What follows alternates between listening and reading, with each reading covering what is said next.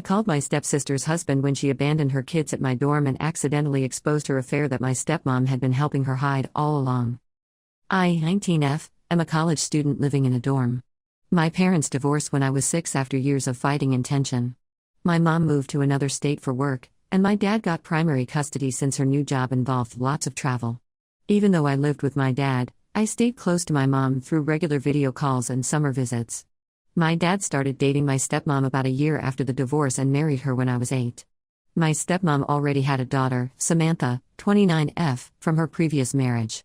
From the beginning, it was clear that my stepmom saw me as an outsider. She would constantly compare me to Samantha, pointing out how well-behaved and mature Samantha was compared to me. Nothing I did was ever good enough for her. Samantha was already 18 and in college when our parents got married, so we never really developed a sister relationship. She would come home on weekends sometimes, but she barely acknowledged my existence. The few times she did talk to me, it was to boss me around or complain about something I'd done wrong. I learned pretty quickly to stay out of her way. Growing up, I spent a lot of time in my room avoiding family gatherings because every time we were all together, my stepmom would find ways to put me down or make me feel unwelcome. She would make comments about how I wasn't as pretty as Samantha, or how I should try harder to be more like her real daughter. My dad never stood up for me. He would just change the subject or tell me to stop being so sensitive when I complained. 5 years ago, Samantha married Derek, 31 meters. I remember thinking at their wedding how happy and in love they seemed. They now have 2 kids, Mason who's 4 and Emma who's 2. I barely know my step-niece and step-nephew since I only see them at mandatory family gatherings like Christmas and Thanksgiving. Samantha never made any effort to include me in their lives. When I started college last fall, I chose to live in the dorms even though my dad and stepmom's house was just 20 minutes away. My dad offered to let me live at home to save money, but I knew living under the same roof as my stepmom would be terrible for my mental health. I needed space to be myself without constant criticism. Plus, the dorms weren't that expensive since I got a decent scholarship. Everything was going fine until about 3 months ago. I was studying for a test when someone started banging on my door. It was Samantha, looking frazzled with both kids in tow. She said she had an emergency meeting at work and her regular babysitter had canceled last minute.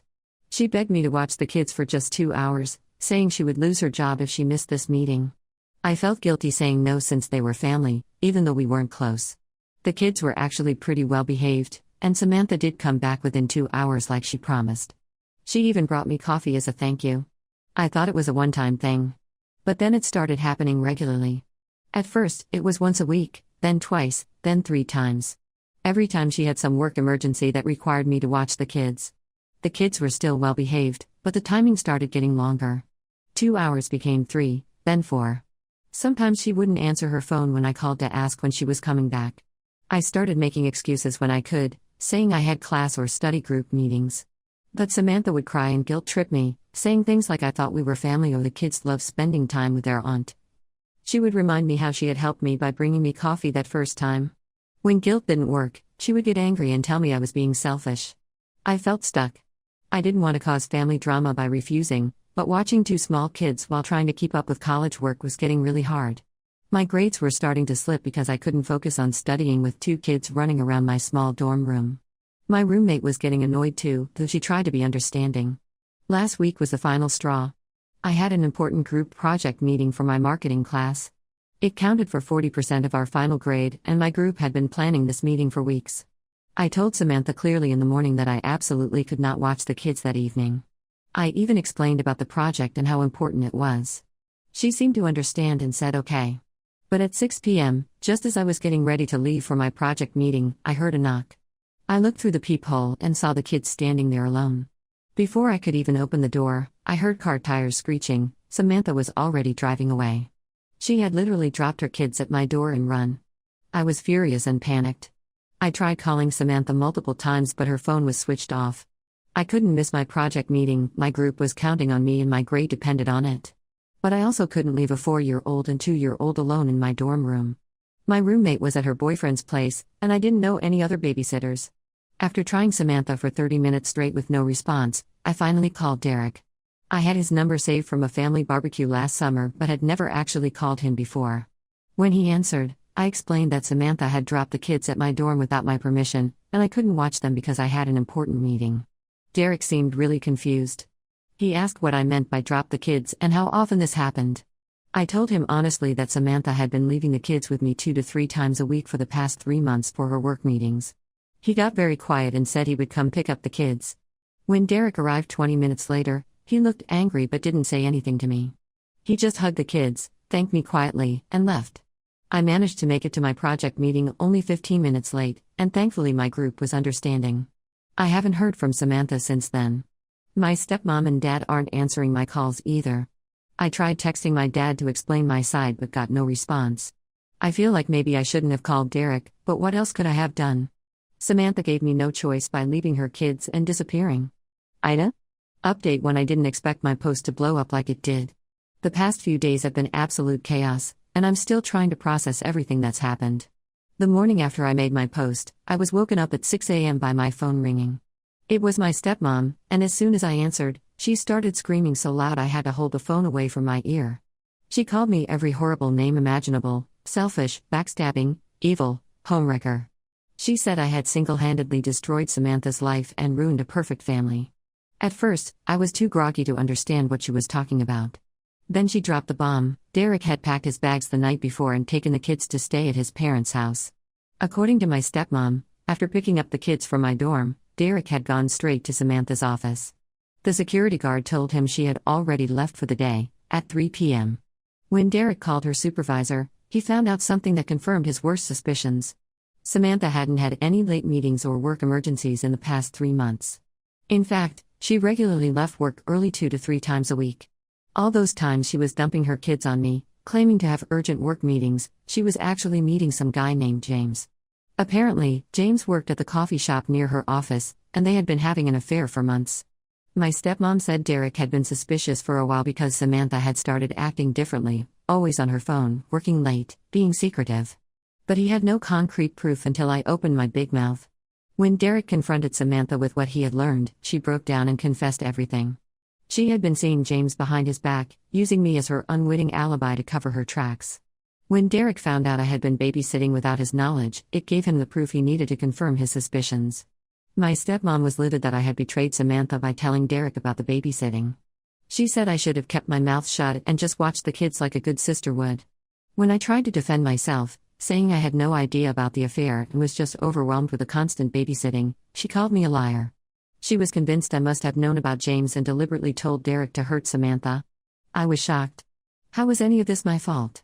I didn't ask Samantha to cheat. I didn't ask her to use me in my dorm as cover for her affair. I didn't even know James existed until my stepmom's angry call. I was just a college student trying to study and maintain my grades while being used as an unwitting accomplice in my stepsister's affair. But my stepmom wouldn't listen to reason. She kept going on about how family protects family, and I had violated that sacred trust. She said real sisters would have covered for each other no matter what.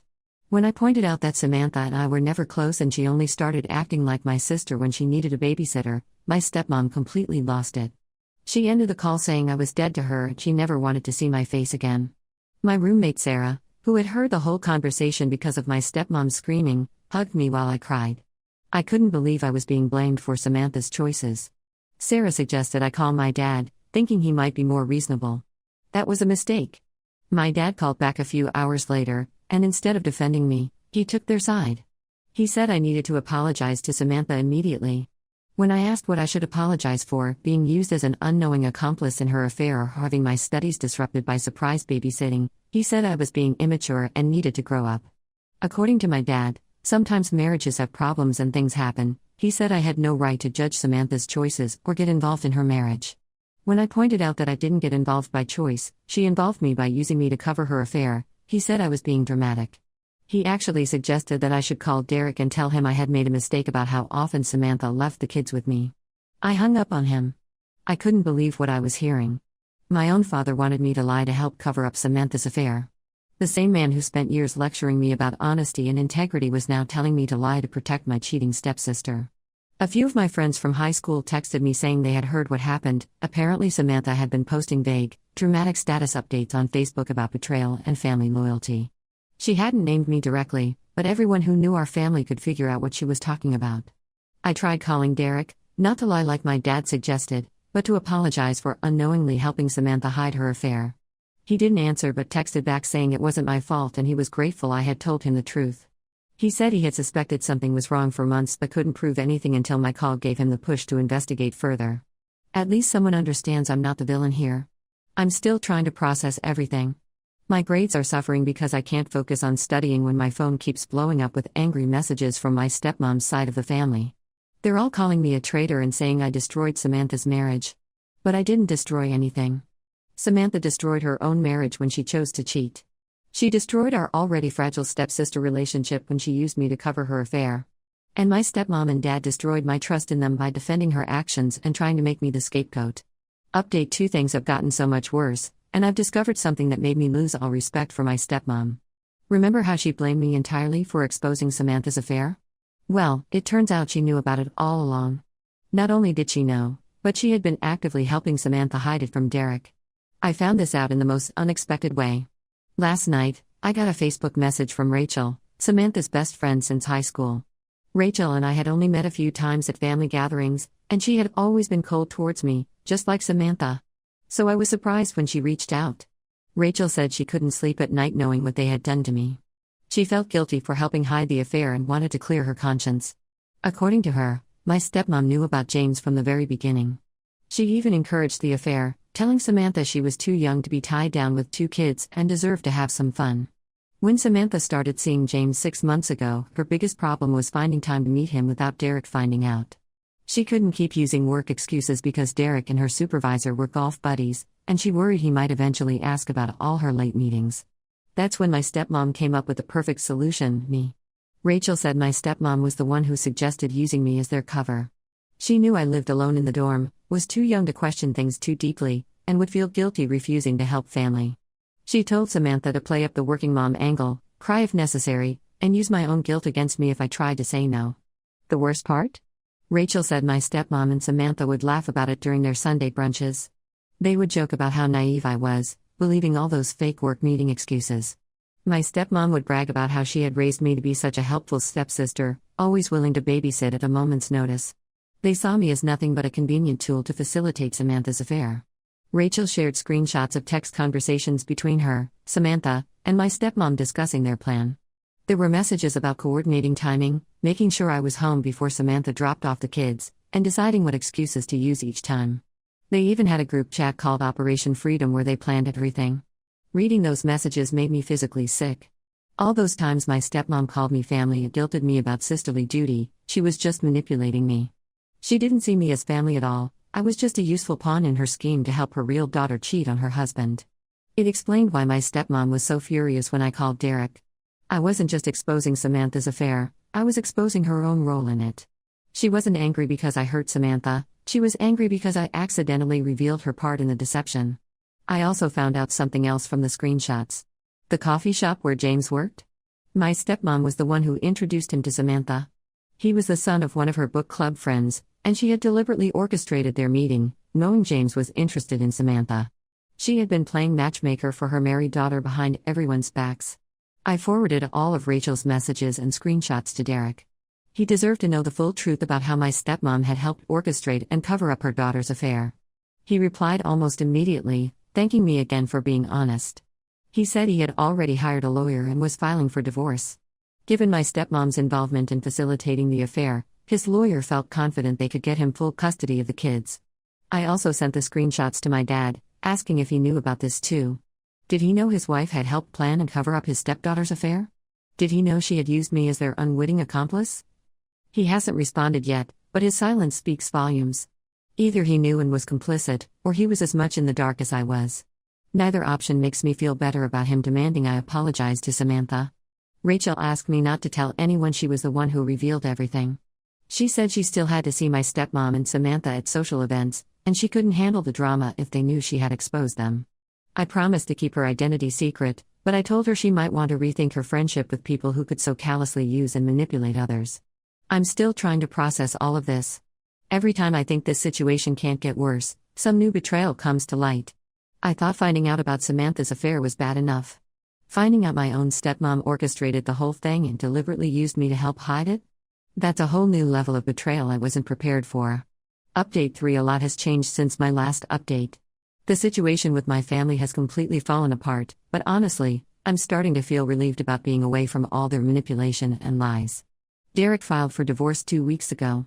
During the preliminary hearing, his lawyer presented all the evidence about Samantha's affair, including the screenshots Rachel sent me showing my stepmom's involvement in planning and covering it up. The judge was particularly disturbed by how they had used a teenage college student to facilitate the affair without my knowledge. She called it morally reprehensible that they endangered their own children by leaving them with me against my will just so Samantha could meet her affair partner. The judge granted Derek temporary full custody of the kids, with Samantha only getting supervised visitation twice a week. My stepmom isn't allowed to supervise these visits because of her role in the affair. I heard from my old neighbor that Samantha moved back in with my dad and stepmom after Derek kicked her out of their house. Last week, my stepmom tried reaching out to me. She left a long voicemail crying about how sorry she was and how she only helped Samantha because she was her daughter. She said she never meant to hurt me and didn't think about how using me to cover the affair would affect me. She begged me to talk to Derek and tell him Samantha was a good mother who deserved another chance.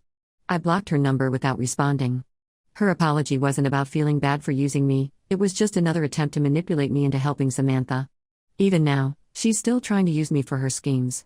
My dad finally broke his silence after 3 weeks of ignoring my messages.